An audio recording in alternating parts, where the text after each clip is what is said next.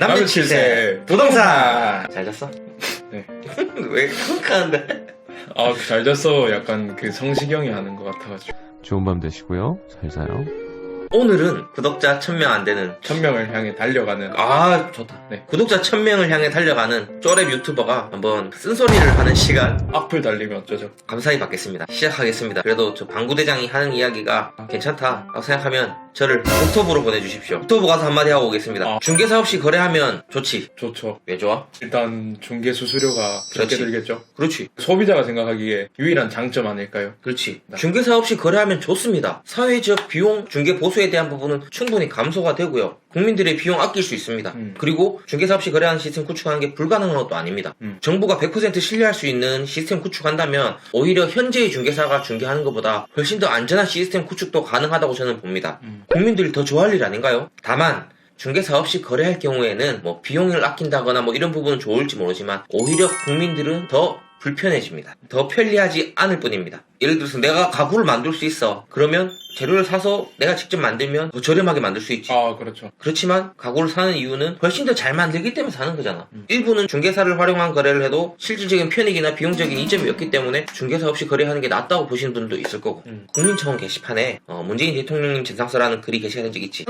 한국공인중개사협회에서는 중개업 종사자들의 동참을 촉구하는 문자 메시지 그리고 홍보 이런 걸 지금 열을 올리고 있는데 아직까지 충족이 안 되고 있는 상황이지. 국민청원 게시판에서 폭발적인 국민의 지지를 얻지 못하는 상황이면 100만 중개가족 동참해가지고 20만 충족한들 달라질 게 있을까? 정부 부처에서 답변을 얻는다고 한들 뭐가 달라질까요? 그냥 뻔한 답변 얻지 않을까요? 저는 그렇게 생각합니다. 이 문제에 대해서 중개사 없이라는 말의 등장 배경을 봐야 되는데 첫 번째는 정부의 안일한 발언이라 생각하고 두 번째는 정부에서 공인중개사를 보는 시각 세 번째는 국민의 인식과 중개업의 위치 뭐 이 정도가 등장 배경이라고 봐. 1, 2, 3번 모두 관련된 내용이야. 3번 이 밑에 다 깔려있고 그 위에 2번, 1번이 되는 것 같아. 1번, 2번은 정부에서 틀림없이 먼저 나서서 고쳐줬으면 좋겠어. 하지만 3번은 우리가 공인중개사들이 고쳐나가야 되는 문제라고 생각을 해. 또 우리가 이 문제를 해결하면서 정부에다 이렇게 해주세요라고 요청을 해야지 이러한 문제가 자연스럽게 개선이 되면서 중개사라는 직업이 더 좋은 직업이 됐고 인정받는 직업이 되지 않을까. 저는 공인중개사협회가 정부의 이러한 발언에 대해서 단순히 청원 촉구를 하는 것보다는 협회에서 자구책을 내고 국민에게 신뢰를 다시 쌓아가는 것이 중요하다고 생각합니다. 그냥 생존권을 호소하는 거는 굉장히 안타까운 모습이지. 뭐 제가 생각하는 뭐 몇 가지 시스템도 있어요. 그 중에 하나를 예로 들면 지금은 아니지만 수년 내에 충분히 가능한 상황입니다. 계약 이전에 계약서에 명시되지 않은 모든 권리관계를 공시해주는 시스템 구축되면 지금 중개사가 제공해주는 정보보다 훨씬 정확합니다.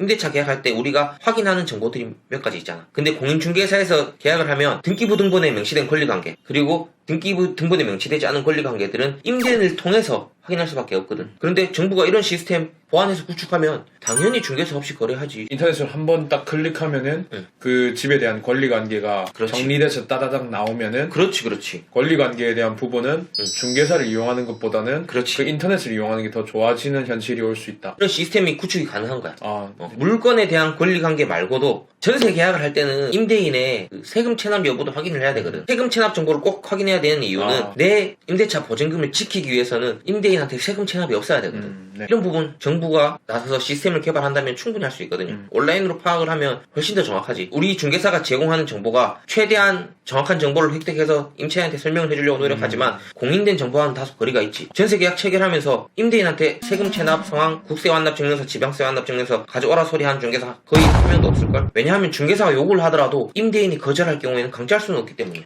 이게 은행에서는 대출을 해줄 때 차주, 돈을 빌리는 사람한테 소득증빙, 세금 체납 이런 자료 다 받거든. 왜냐? 내가 돈을 빌려주면서 나중에 돈을 회수 못하면 안 되니까. 똑같다고 봐야 돼. 이거는 임차인이 임대인한테 돈 빌려주는 거야. 전세 보증금을 주는 거지만 전세 보증금이라는 돈을 빌려주는 거야. 맞지? 이렇게 돈을 빌려주면서 세금 체납 자료 요구 못하잖아. 누가 갑이고 누가 을이 아니야. 서로 계약과 관련된 정보는 평등하게 주고받아야지. 이러한 거를 정부에서 시스템을 구축해서 한다. 중개사는 나가리 되지 않을까? 그럴 수도 있겠네요.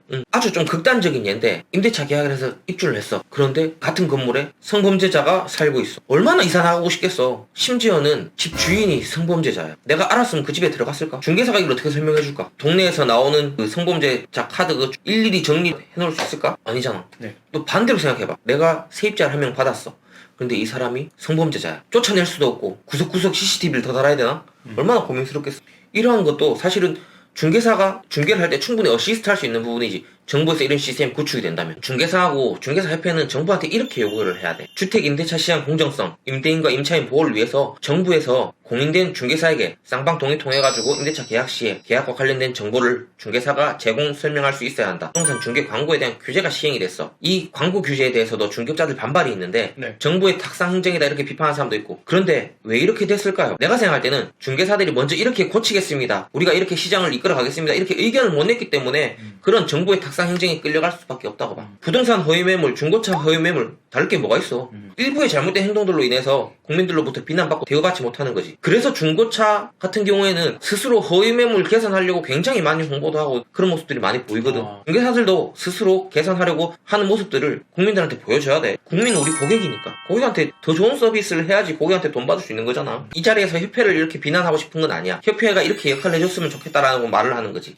네. 중개사들이 잘못했기 때문에 이렇게 끌려가는 거야. 캠페인도 하고 자율적으로 규제도 하고 또 필요하면 고발 조치도 하고 이런 식으로 이끌어 나갔어야지. 저는 중개사 그리고 협회가 이렇게 시장 개선해 나가면서 국민들의 편의를 제공해야지 국민들로부터 정당한 보수를 받고 일하는 사람이 될 수 있다고 생각합니다. 다음 영상에서는 그걸 설명드릴게요. 아까 제가 임대차 계약할 때 집주인의 세금 체납 여부도 꼭 확인을 해야 된다고 했는데 왜 그걸 확인을 해야 되는지 설명드릴게요. 저도 아직까지 10년이 채 안 된 중개사입니다. 8년째 하고 있는데 새까만 후배가 이렇게 좀 말씀을 드려 죄송합니다. 저도 이렇게밖에 얘기할 수 없는 게 사실 중개사라는 직업이 사회에서 필요한 직업이지만 사회에서 약간의 편견이 존재하는 직업이기도 해. 자식을 키우면서 아들한테 떳떳한 아빠가 돼야 되는데 얼마 전에 TV에 그게 있었거든. 중고차 딜러라는 자기 직업을 떳떳하게 부모님한테 얘기 못하고 자녀가 와가지고 아빠 중고차 딜러야? 엉엉엉 울면서 아빠 중고차 딜러들 사기꾼이래 우는 자녀의 모습을 보고 거기서 이렇게 해서는 안 되겠다. 중고차 딜러도 충분히 필요한 직업이고 우리 사회의 정당한 한 구성원이다라는 거를 자녀들한테 알려주기 위해서 고위매물 근절을 위해서 많이 노력하면서 고객들한테 인정을 받았다. 뭐 이런 내용이 있거든. 똑같은 거야.